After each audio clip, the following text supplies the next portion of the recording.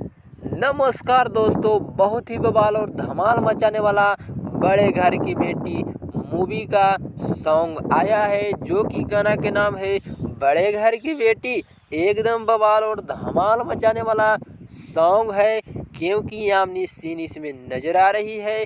बवाल धमाल गाना है, तो देखिएगा ये गाना आ गया है और बवाल धमाल भी मचाना स्टार्ट कर दिया है।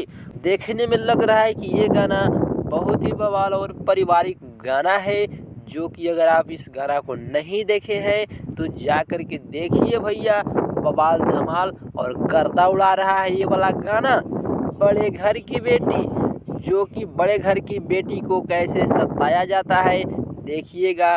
बवाल धमाल गाना है, ये गाना आया है 6:30 बजे सुबह B4U भोजपुरी के यूट्यूब चैनल पर। बवाल धमाल गाना लोक झोंक वाला गाना है। मिलते हैं अगले नेक्स्ट वीडियो में, तब तक चैनल को सब्सक्राइब करें।